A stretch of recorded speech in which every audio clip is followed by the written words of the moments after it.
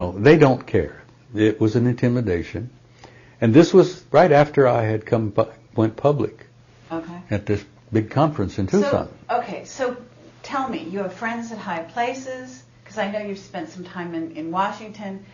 Who's protecting you? Because is it human? Is it extraterrestrial? Let me tell you what I think. Okay. And this is just my 2 cents. Okay. I think that after I came out publicly with a big mouth and spoke and began to speak regularly at that time, from 91 on, I traveled the world. Good God, I was invited. I've been 18 countries. I think going public and being out in the open probably was what saved me. Other than the phone calls and the Black Huey and all of the rest of it, I've had people come up to me at conferences, guys, who would not introduce themselves and would, suits, you know what the term suits means? Sure. 3-piece with vest, typical government agency type thing. You've been speaking out pretty bluntly about this. Why are you doing this? Well, who are you? Well, never mind. Why are you doing this? Well, first of all, the truth has to be told. Oh, yeah? You think you know the truth? And I think, well, I know some of it. How's that?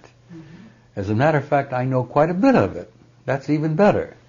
And, I've had those happen, too, over the years. I had an interesting time. I spoke at Leeds at a conference. All right? Got a call from a guy who identified himself as Mr. Sweeting. Typical UK name, I guess, Mr. Sweeting.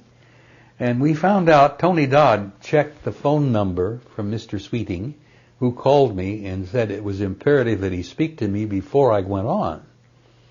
And Tony and I both got in the phone booth together, crammed in here. And Tony's listening as I'm talking to Mr. Sweeting, and he says, it's imperative, Mr. Dean, that I speak to you before you go on. What are you going to say?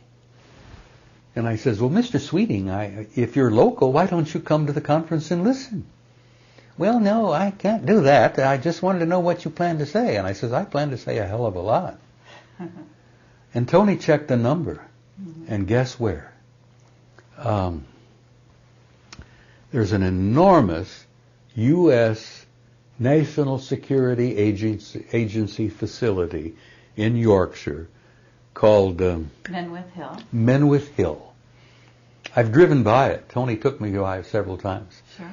Mr. Sweeting's number was Menwith Hill. Okay. So what? That's it? Was that the gist of your conversation? Well, the gist of the conversation was Mr. Sweeting would not say anything to me about who he was and why he wanted to talk to me. And I told him I ain't going to share nothing with him over the phone. If he wants to talk to me, come to the conference. And I'd be delighted to talk to him face to face. Well, on that issue, have you had whistleblowers, people come out from the closet and share stuff with you? Oh, God, yes. You're a whistleblower? Oh, hell yes. Okay. I've had people come up to me and say, I've been wanting to share this, Dean. And I think I can share with you because you won't take my name and address and phone number and turn me in. But this happened to me, and I know that happened to you, and, we've all been members of this, what we call the Old Boys Network. We wanted to get it out, but we wanted to get it out honestly, up front, and democratically, damn it. So you convinced me that you're out there, but I'm still not buying it completely because do you think that have you had health problems? Have you had, mind control? And if not, then I have to ask you again, who's protecting you? Well, let me say this about that. Sounds like Nixon. I have shared this with people several times because they've asked me the same question. Sure.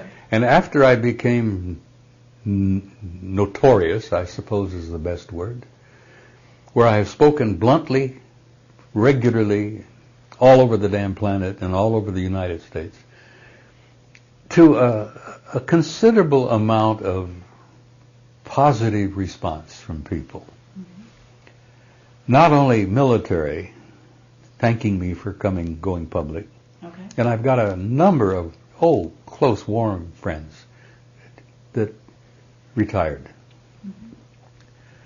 that have, to a level of some degree. A good friend in Roswell, retired Army sergeant, who after he went public, his son was killed by a hit and run. And they always concluded that it was the result of his going public. Clifford Stone. Clifford lost his boy. We interviewed him, yeah. Clifford is a very close friend. And his boy was killed right after he had published his book. Now you say, oh, coincidence. Bullshit. I've seen a lot of coincidence in my time, and I don't believe in it. Okay. I don't believe there is such a thing as coincidence. In everybody's life, there are no coincidences. It's all laid out.